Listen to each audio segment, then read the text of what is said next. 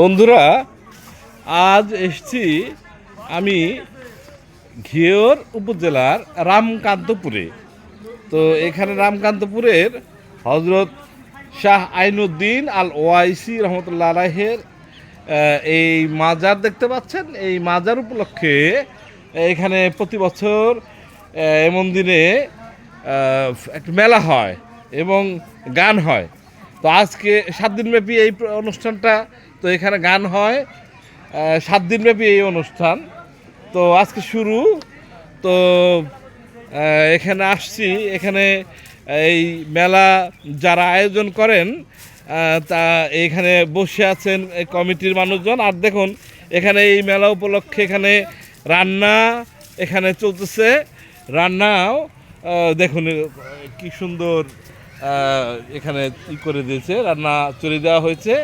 তো এখানে আছেন উপস্থিত এখানে গণ্যমান্য যারা আছেন কাছ থেকে একটু এই মেলা সম্পর্কে 2-4টা কথা যে বলতে চায় বা ইয়ার আছে জানা আছে একটু একটু একটু বলেন দয়া করে। তো আমি মুরব্বী, যেহেতু মুরব্বীর সবচেয়ে শেষে আমি ওনার কাছ থেকে নেই। আপনারাও মুরব্বী, উনি সবচেয়ে বয়স্ক, ওনার কাছ থেকে একটু পরে নেই আপনার কাছ থেকে। আচ্ছা, এই মেলা হলো আজকে ছোট সময় থেকে শুনছি যে এই মেলার এখানে পিসাবরা বসতো আর কি, জিকির টিকির করতো, কলরা থাকতো আগের রূপ শোনার কথা আমাদের। আচ্ছা, তার কাছে গেলাম যে আমরা মেলাটা কিভাবে চালামো।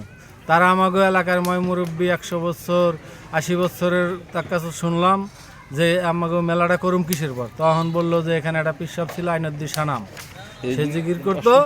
জিকির করার পর এনে কলরা রোগ টোকার থাকতো না। ওইভাবে আমরা আস্তে আস্তে মেলা শুরু করি একটা গাজির গান দিয়া। এই অল্প স্বল্প 2-4-100 লোক হয়। এখন মানে গাজির গানটা বা কি সেটা একটু এটা দিতাম আর কি। গাজির গানটা কি? ওই গানই শাস্ত্র। আচ্ছা, এখন আস্তে আস্তে করতে করতে আমাকে এখন 9 দিন 10 দিন 8 দিন ব্যাপী মেলা এখানে চলে। বিশাল বড় বড় বয়াতি আসে, শিল্পী আসে। আল্লাহর রহম, বাংলাদেশে এই এর আগে গান চলে নাই, আমাদের এখানে গান চলছে। সারা বাংলাদেশ চলে নাই একসময়, আমাদের এখানে আল্লাহ দিলে চলে। আল্লাহর রহমত আছে। এটা 10 জনের গান।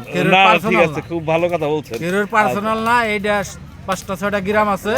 আমরা এইভাবে গ্রামের লোকজন 2টা এটার করি। আর আনন্দ মেলা এটা ওয়াইসার দরবারের নামে এখন হয়। ও আচ্ছা, খুব সুন্দর। একটু আপনি যতটুকু জানেন একটু বলেন। ওই তো ওয়াইসের দরবার শরীফে, ওয়াইসি দরবার। আর এখানে উপস্থিত আছেন আমাদের মুরব্বী। আপনার নামটা একটু বলেন। মোহাম্মদ আব্দুল সালাম। আপনার যদি জিজ্ঞেস করি আপনার বয়সটা কিছু মনে করবেন না তো? আমার বয়স 73 বছর। 73 বছর। 73 বছর বয়সের আমাদের মুরব্বী আছেন আব্দুল সালাম। তো ওনার একটু এইটা বক্তব্যটা একটু শুনে। আমার বক্তব্য তো এটা আইনুদ্দিন স্যার এই জায়গায় বসতো, জিকির টিকির করতো, বুঝছেন।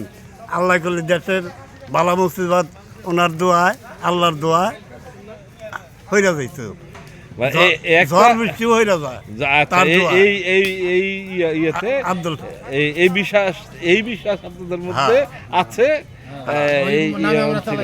ওই নামের বাড়ি আমরা চালাইতেছি। আচ্ছা, ঠিক আছে।